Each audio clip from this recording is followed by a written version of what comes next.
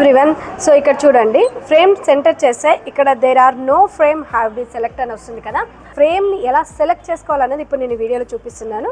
So మనం ఎప్పుడు కానీ మనం ఏదైతే వర్క్ ఉందో అది తీసుకోకూడదు. ఒక చిన్న బూటీ అనేది మనం సెలెక్ట్ చేసుకుందాం. సెలెక్ట్ చేసుకున్నాక ఇక్కడ డైరెక్ట్ చాలామంది కస్టమర్స్ ఏంటంటే ఫ్రేమ్లోకి వెళ్ళి ఇలా క్లిక్ చేస్తున్నారు.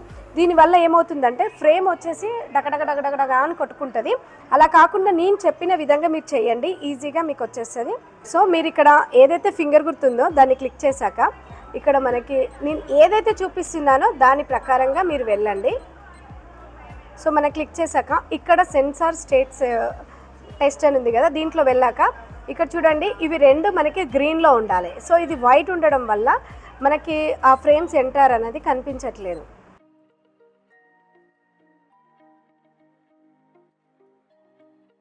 సో మనం ఈ ముందుకు వెనుకకి అది గ్రీన్ వచ్చే వరకు తిప్పుకుంటూనే ఉండాలి, అప్పుడే మనకి అది వస్తుంది.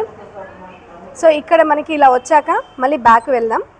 సో బ్యాక్ వెళ్ళాక ఇక్కడ మోర్ సెట్ ఉంది కదా, మోర్ సెట్కి వెళ్ళేసి మనకి ఇక్కడ 4 లైన్స్ ఉన్నాయి కదా, దాన్ని క్లిక్ చేస్తే ఇక్కడ MAC అని ఉంది కదా, దాన్ని క్లిక్ చేయాలా. దాన్ని క్లిక్ చేశాక ఇక్కడ చూడండి సెకండ్ దాన్ని క్లిక్ చేస్తే XY లిమిట్ పొజిషన్ అని ఉంది కదా, X రైట్ Y బ్యాక్ అని ఉంది కదా. సో ఇలా ఉండాలి, X రైట్ Y అనేది ఫ్రంట్ అనేది ఉండాలి.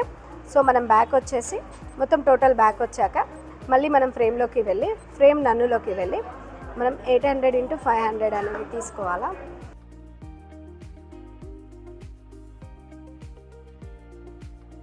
సో ఇప్పుడు మనకు ఫ్రేమ్ అనేది సెంటర్ వచ్చింది. ఈ విధంగా మనం తీసుకున్నాం అనుకోండి, చాలా ఈజీగా మనం ఫ్రేమ్ సెంటర్ అనేది తీసుకోవచ్చు. సో ఇది వచ్చేసి మనకి సింగిల్ ఫ్రేమ్లో ఈ విధంగా చేసుకోవాలి. డబల్ ఫ్రేమ్లో కూడా ఉంటుంది, నేను అది నెక్స్ట్ వీడియోలో మీకు చూపిస్తాను.